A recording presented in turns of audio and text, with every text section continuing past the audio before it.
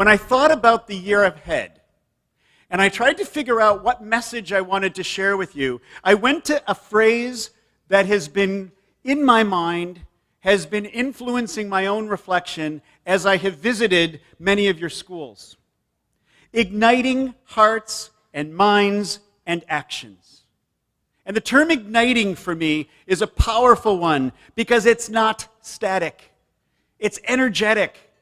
It calls us to action. But it's got to be about something that drives us from the inside out, not from somewhere else. Each school community is the focus of our energies. We're going to continue to work really hard at the system level to keep shining all of our energy on the important work in classrooms and schools that you lead. Too often, and you may have heard me say this, people in our communities come to the board asking for change. And that change can't happen unless it's happening in 584 schools.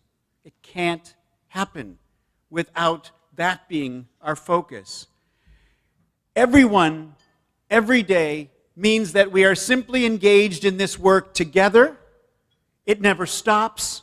But I hope it's work that inspires and energizes, not simply takes energy away from us. And of course, it's always for our students. So this is a phrase, I guess a couple of phrases, that I'm going to be inviting you to reflect on over the next while. In terms of igniting hearts and minds and actions, it starts with us.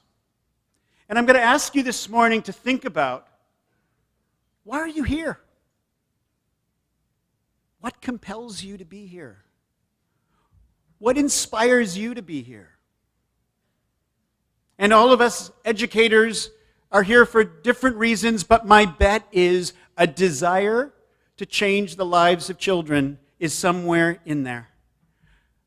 A desire to make our world a better place through each and every student is somewhere in that reflection. And a commitment to support each and every staff member to do their very best is somehow in that reflection, I'm guessing.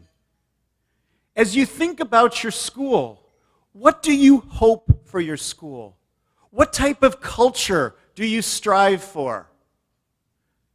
Who do you turn to for support to make that dream truth and reality?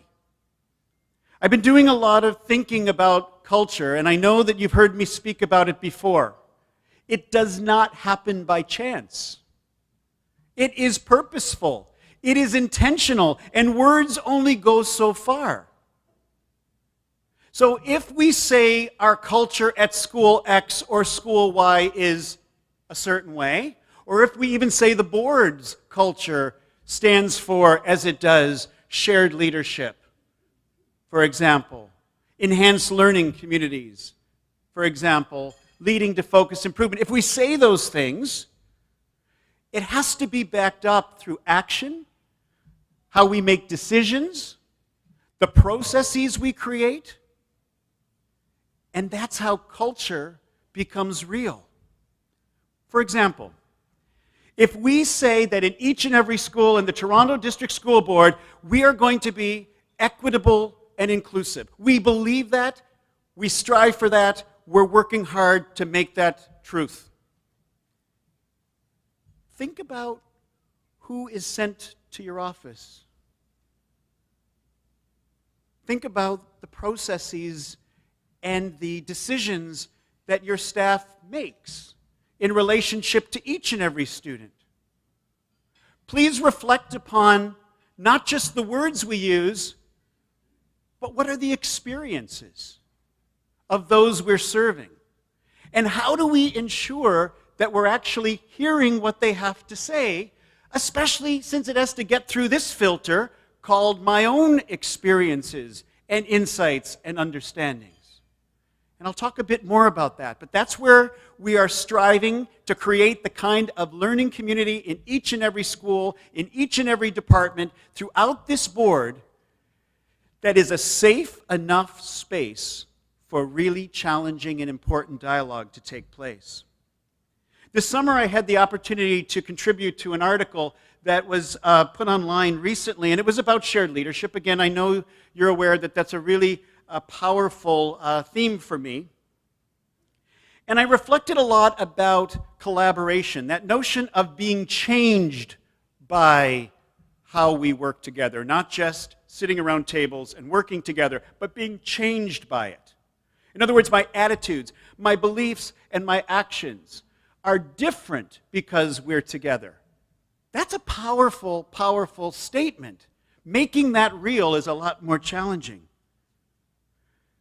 The other piece that I think is important when we speak about shared leadership is, what is its impact?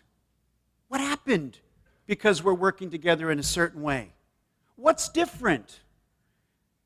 And how do we know what's different? We don't just work together for the sake of it.